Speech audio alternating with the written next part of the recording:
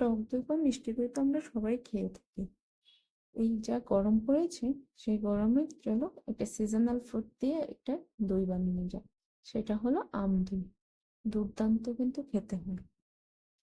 Hello everyone, welcome to my channel with doctor Ankita চ্যানেলে আপনাদের সবাইকে স্বাগত। চলুন আজকে মানে আম দই। খেতে কিন্তু দুর্দান্ত লাগে আর বানানোটাও কিন্তু একদমই সহজ। চলুন আম দই বানাতে কি কি লাগছে আমরা দেখি। নিয়ে নিয়েছি আম দুটো। এখানে দুটো আম পুরোপুরি আমি দেবো না, যেহেতু আমি কম করে দই বানাবো। নিয়েছি 500 দুধ। এটা ফুল ফ্যাট মিল্ক আছে। 500 দুধের জন্য দুটো আম কিন্তু আমার লাগবে না, 1.5টা আম হলেই হয়ে যাবে। এখানে যে মিডিয়াটা ইউজ করছি সেটা হলো টক দই। টক দইটা কিন্তু আমার ঘরে পাতানো আছে, আর সেটাকে কিন্তু আমি ভালোভাবে ফেটিয়ে নিচ্ছি। আপনারা চাইলে হ্যান্ড ব্যবহার করতে পারেন, একটু ছেঁকে নিতে পারেন, যে দইয়ের জলটা আছে সেটাকে ফেলে দিয়ে যে হ্যাঙ্কারটা ওটাও কিন্তু আপনারা ব্যবহার করতে পারেন। আমি এখানে ফেটানো টক দই ব্যবহার করছি। এবার আমটাকে আমরা কেটে নিচ্ছি। এখানে আমি 3টে পার্ট মানে 1.5টা আম নিয়েছি। 3 পার্ট আম নিচ্ছি, আটিগুলো সাইড করে রেখে দিচ্ছি। এবারে আমটা কিন্তু আমরা একটা চামচ দিয়ে স্কুপ আউট করে নেবো। যদি একটু মিষ্টি ধরনের আমটা নেন তাহলে কিন্তু ভালো হয়। যতটা মিষ্টি আম হবে দুধটা ছানা কাটার চান্সটা ততটা কিন্তু কমে যাবে। এখানে কিন্তু আপনারা আমটা চাইলে স্কিনটা বটিতে করে বা ছুরিতে করে ছাড়িয়ে নিতে পারেন, বা এভাবে চামচে করে স্কুপ আউট করে নিতে পারেন। এভাবে প্রত্যেকটা আম আমি স্কুপ আউট করে নিচ্ছি। এটাকে আমাদের মিক্সিং জারে পিষতে হবে, একদম ফাইন স্মুথ পেস্ট বানাতে হবে। তাই রাফলি আপনারা চপ করে নিতে পারেন বা এইভাবে চামচে করে একটু কেটে কুটে দিতে পারেন। যারা এখন আমার চ্যানেলটি সাবস্ক্রাইব করেনি, প্লিজ তাড়াতাড়ি গিয়ে চ্যানেলটিকে সাবস্ক্রাইব করে নাও, আর পাশে থাকা বেল আইকনটি প্রেস করে দিন, যেন আমার নতুন নতুন ভিডিওর আপডেট সবার আগে তোমরা পেয়ে যাও। আর আমার ভিডিও যদি ভালো লাগে তাহলে লাইক শেয়ার কমেন্ট করতে কিন্তু ভুলো না। এবারে আমগুলোকে আমি একটা মিক্সিং জারে নিয়ে নিয়েছি। খুব ভালোভাবে স্মুথ একটা পেস্ট করে নিচ্ছি। পেস্ট করে একটা বাটিতে আমরা তুলে রাখবো। আপনারা চাইলে কিন্তু এখানে একবারে চিনিটা অ্যাড করে দিতে পারেন, বা আপনি পরেও চিনিটা অ্যাড করতে পারেন। আমি এখানে অ্যাড করে নিই, পরে যখন আমটাকে গরম করব বা যখন এটাকে রিডিউস করব তখন আমি কিন্তু চিনিটা ওখানে অ্যাড করব। এবার চলুন আমরা মেন প্রসেসে যাই। প্রথমত আমরা দুধটাকে গরম করে নিচ্ছি। এখানে 500 দুধ নিয়েছি। এই দুধটা কিন্তু ফুল ফ্যাট মিল্ক আছে।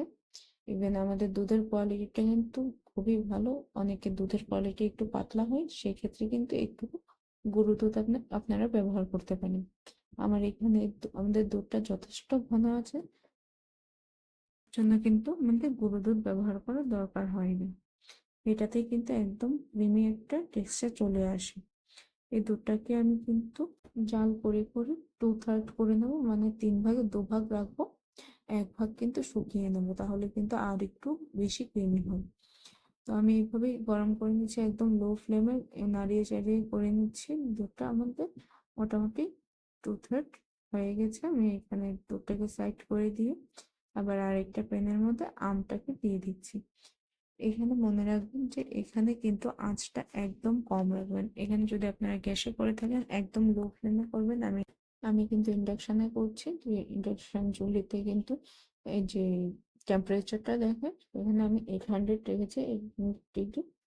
তো এখানে আমি ভালোভাবে আমটা কিছুক্ষণ নাড়াচাড়া করে নিলাম, তারপর স্বাদ মতো চিনি অ্যাড করে দিলাম।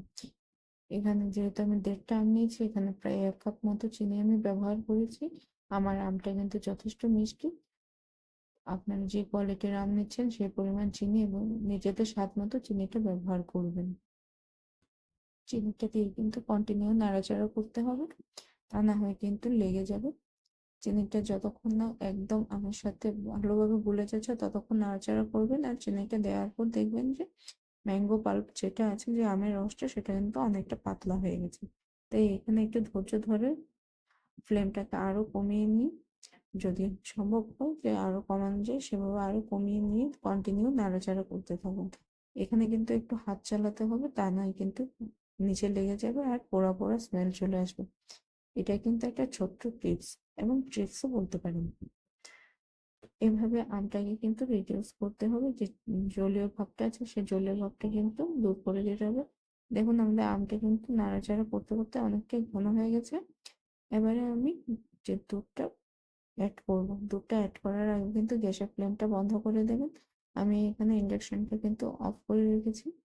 এবারে অল্প অল্প করে দুধ আমি এটাতে মিক্স করছি আমটাতে। একসাথে গোটা দুধ ব্যবহার করবেন না, এখানে অল্প অল্প করে দুধ ব্যবহার করবেন। আমিও সে একইভাবে অল্প অল্প করে দুধ ব্যবহার করছি আর ভালোভাবে মিক্স করে নিচ্ছি। পুরোটা দুধ যখন ব্যবহার হয়ে যাবে মিক্স করে নেবেন খুব ভালোভাবে, এবং দইয়ের জন্য পারফেক্ট টেম্পারেচারটা দেখে নেবেন। মনে রাখবেন দুধটাও কিন্তু গরম, দুধটা আপনি কিছুক্ষণের জন্য ঠান্ডা করে নিয়েছিলেন, এখানে আমটাও কিন্তু গরম। ওই এভাবে একবার আঙুল ডুবিয়ে দেখে নেবেন, আঙুল যদি আপনি সইতে পারেন, যে আঙুল ডুবিয়ে যদি টেম্পারেচারটা দেখেন যে আপনার আঙুলে সয়ে যাচ্ছে, তখন মনে করবেন যে পারফেক্ট আছে। ঘরে কিন্তু আমরা অন্য থার্মোমিটার ব্যবহার করি না দই করার জন্য, তো এটা হলো একটা ছোট্ট টিপস। নিজের আঙ্গুল দিয়ে নিজের যতটা টেম্পারেচার সইতে পারেন সেই টেম্পারেচারটাই কিন্তু দইয়ের জন্য পারফেক্ট। এবার একটা মাটির পাতিল নিয়ে নিয়েছি, এটার মধ্যে যে আমাদের ফোটানো টক দইটা রেখেছিলাম, টক দইটা কিন্তু চারদিক ভালোভাবে ঘুরিয়ে লাগিয়ে দিয়েছি। যদি হালকা নিয়ে থাকেন তাহলে কিন্তু আপনারা হাতে করে একটু চারদিকে ছড়িয়ে মেখে নেবেন। তারপর আস্তে করে সেই দুধটাকে দুধের মিক্সচারটাকে এটাতে ঢেলে দেবেন। উপর থেকে আরেকটু টক দই দিয়ে আমি মিশিয়ে দিয়েছি, আপনারা চাইলে টক দইটা দুধটাতেই একবারেও মিক্স করতে পারেন। করে তারপর কিন্তু 7 থেকে 8 ঘন্টার জন্য একটা গরম জায়গায় রেখে দেবেন। দেখুন 8 ঘন্টা পর আমি বার করেছি, একদম থকথকে, একটুকু জল বেরোয়নি উপর দিয়ে, কতটা ক্রিমি এবং কতটা থকথকে হয়েছে কিন্তু একদম পারফেক্ট দই রেডি। এটা কিছুক্ষণের জন্য আমি ফ্রিজে রেখে দিয়েছিলাম একটু ঠান্ডা হওয়ার জন্য, যেহেতু গরম। এবার দেখুন কিছুটা আম আমি কুচি কুচি করে সাইডে দিয়ে দিয়েছি একটু ক্রাঞ্চ আসার জন্য। পারফেক্টলি একদম জমে গেছে, ক্রিমি হয়েছে। দেখুন আমি চামচে করে তুলে বাটিতে নিচ্ছি, দেখিয়েও দিচ্ছি। তো এটা কিন্তু আমি চামচে তুলে দেখিয়ে দিয়েছি, দেখুন একটুকু জল ভাসে না, কতটা ক্রিমি লুক এসছে। দেখতে কিন্তু অনেকটা ডেলিশিয়াস লাগছে। নিজেরাও বাড়িতে বানিয়ে দেখুন, একদম সিম্পল একটা রেসিপি আর খেতে কিন্তু দুর্দান্ত হয়। Thanks for watching and please subscribe my channel.